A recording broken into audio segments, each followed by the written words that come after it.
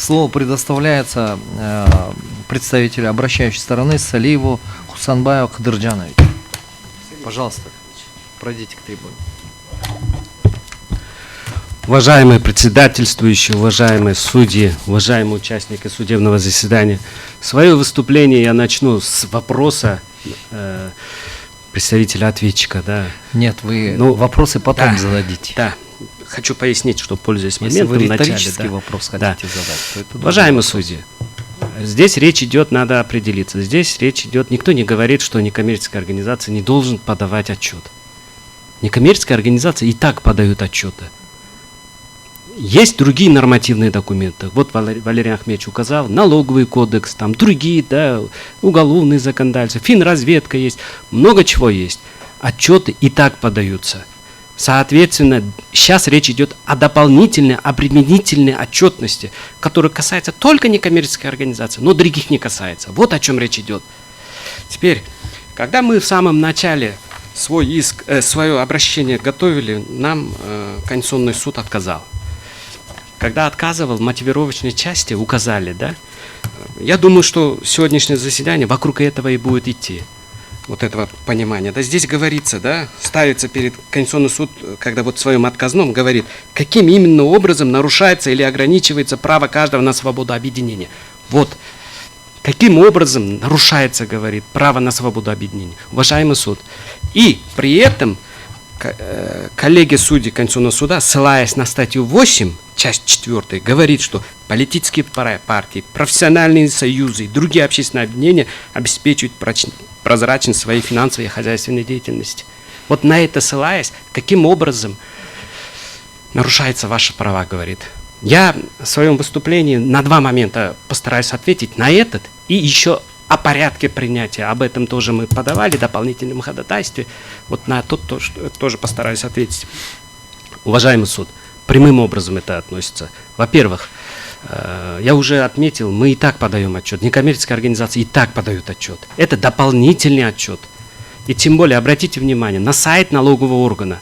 То есть функции налогового органа не только там источника формирования этих доходов, да, куда они будут тратить, какое имущество, какая деятельность, всю эту сводную говорит, то есть в это туда еще добавляет не такую там деятельность, которая не свойственна к налоговой, да, добавляет и говорит, туда надо размещать, говорит. Вот. То есть право на свободу объединения это не только касается на регистрацию, уважаемый суд. Право на свободу объединения это касается еще на функциональную ее деятельность. То есть этим законом они нашу функциональную деятельность ограничивают, они обременяют нас.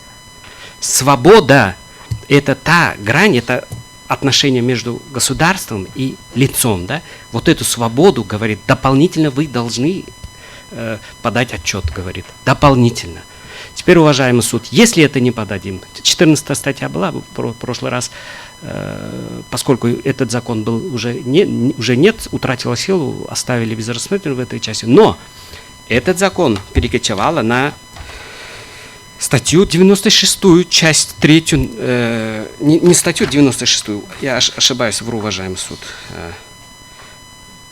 Да, на статью 96, часть 3 Гражданского кодекса туда перекочевала. Там говорится, что налоговый орган вправе обратиться в суд с заявлением о принудительной ликвидации юридического лица в случае не предоставления отчета в течение 1 года. То есть это о чем говорит? Если мы в течение до 1 апреля по каким-то причинам, некоммерческая организация, если они не смогут туда вот отчет вложить, да, сводную информацию, то все, там бывают разные причины, там по техническим, по разным, да, если не смогут, уже все, автоматически у налогового органа возникает право ликвидировать. То есть это о чем говорит? Это говорит о том, что это конкретно обязательство накладывать, если это обязательство ты не выполняешь, тебя ликвидируют. Это во-первых. Во-вторых, уважаемый суд, подытоживая то, что Валерий Ахмедович сказал, он 2-3 основных момента поставил. Первый момент. Является ли, да, это дополнительное обязательство. Почему это только касается некоммерческой организации?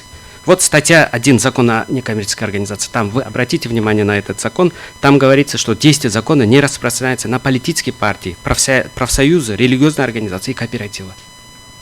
Почему в отношении них не распространяется? И это должно распространяться только в отношении некоммерческой организации. Почему на них не распространяется это? В связи с чем? Мне тоже непонятно. Теперь, статья 8, часть 4, там, когда ссылаются, да, вот на эту норму, там о каких говорится? Об общественном объединении, о политических партиях и профсоюзах, о прозрачности говорится. Почему политические партии и профсоюзы, на них это не должно распространяться, а только на некоммерческие организации? Почему такая избирательность? Вот этот момент нам непонятен. Потом, уважаемый суд, когда вы вот эту справку обоснования посмотрите при принятии этого законопроекта, там какие законные цели указываются?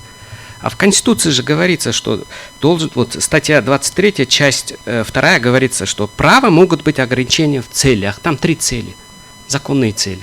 Там первая цель – национальная безопасность. Об этом вообще не стоит вопрос. Нарушение прав и свобод других лиц и нормы морали. Какие из этих 3 законных целей, демократических целей, в этом справка об основании были указаны? Нету их. Там в основном в основу ставится о прозрачности деятельности, об авторитете некоммерческой организации.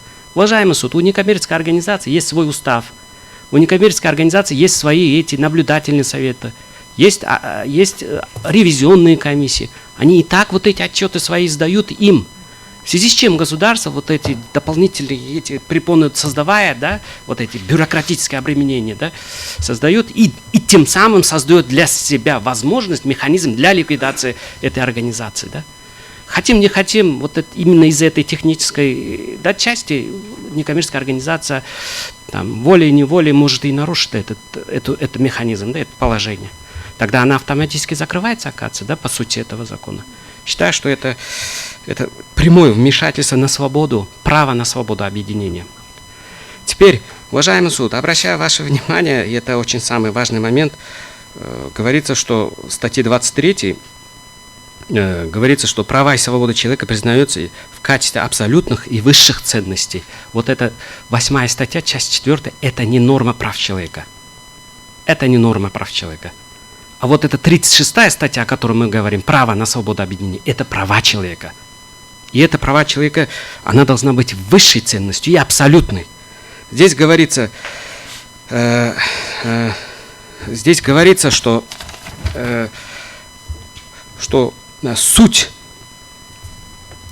сущность деятельности государственных организаций и должностных лиц – это ценности прав и свобод человека. То есть в данном случае то, что вот этот законопроект, они не преследовали права и свободу человека, они другие цели преследовали. Соответственно, мы считаем, что 36-я нарушена в соприкосновении вот этих всех остальных норм. Поэтому, уважаемый суд, для меня, как юриста, да, вот такая постановка вопроса, что каким нарушается и ограничивает право каждого на свободу объединения, тоже непонятен. Да? Поэтому, когда мы апелляцию написали на это определение Конституционного суда, там указали, что в действительности все равно есть неопределенность. И мы это приветствуем, мы эту неопределенность видим в этом именно. Теперь, уважаемый суд, когда судья-докладчик в своем докладе определял, какие что были выполнены работы, к моему удивлению, не коснулись вопрос о дополнении к нашему ходатайству. Мы подавали свое дополнение к нашему ходатайству. В этом дополнении, поскольку Конституционный суд имеет право не только по существу рассматривать, Конституционный суд еще имеет право рассматривать по порядку принятия закона. Порядок принятия этого законопроекта мы перед вами ставим. То есть нарушили порядок. Вот мы в самом начале, да, мы своим ходатайством мы обращались в Конституционный суд о том, чтобы истребовали заключение вот экспертов Чукурка Кенеша, да, на что они апеллировали. Ведь мы знаем же, в законно-нормативно-правовых актах есть регламент Чукурка Кенеша, да, когда принимают законы, они же эти законы должны обосновывать на заключение экспертов, в том числе и заключение экспертов, правовая экспертиза должна быть, правозащитная экспертиза должна быть, антикоррупционная должна быть, гендерная должна быть. Правильно? На это же должны основывать. Поэтому мы подали свое ходатайство. Но на наше ходатайство, к нашему удивлению, мы получили ответ. 2 документа из отдела Джугорки Кенеша. Прочитав, пролистав, мы ничего не поняли. Ну, обычно, когда эксперт дает, экспертиза делается для пояснения, да, какая вообще экспертиза проведена, чтобы на наш вопрос они ответили. Посмотрев это заключение, у нас, наоборот, возникли много вопросов. Поэтому мы свое дополнение к ходатайству сделали. В своем дополнении к ходатайству, уважаемый суд, мы упор делаем на 3 основных момента. Если экспертиза была проведена, да, в части 2 статьи 20 Закона о нормативно-правовых актах, там четко говорится, экспертиза делается для того, чтобы оценить проект закона на соответствие Конституции, конституционным законам, законам и международным обязательствам Кыргызской Республики. А где эта оценка соответствия? Где это в этой экспертизе, в этих экспертизах 2? Где эта оценка? Там нету никакой оценки. А закон говорит, что это обязательно должна быть. Это раз.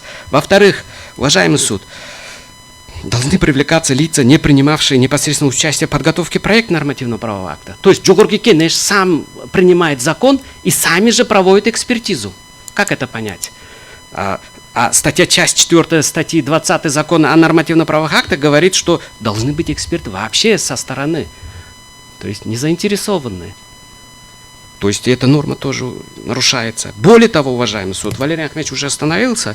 В части 5 указанного вот этого нормативного закона о нормативно-правовых актах, там говорится, что вот это осуществление такого рода специализированных видов экспертиз проводит уполномоченный орган в сфере аккредитации, определяемый правительством.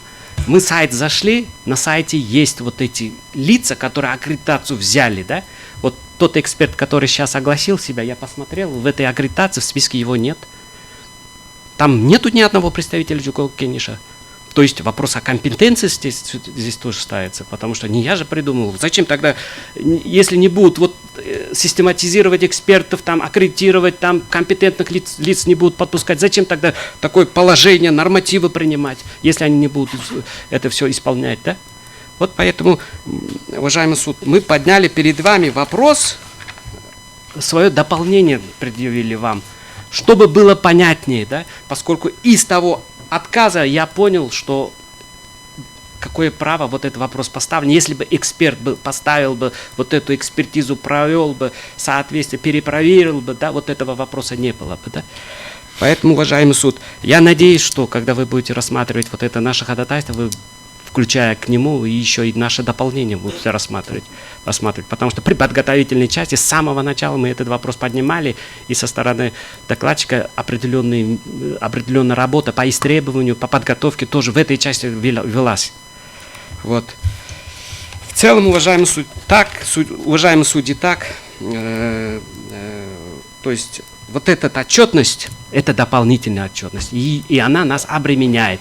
И Валерий Ахмедович прав, не только там европейских, да, преуспевших там демократических, да, других, но и у наших соседей тоже нету такого, да, чтобы там отчет на сайте налогового органа, дополнительный отчет там туда вносили, да.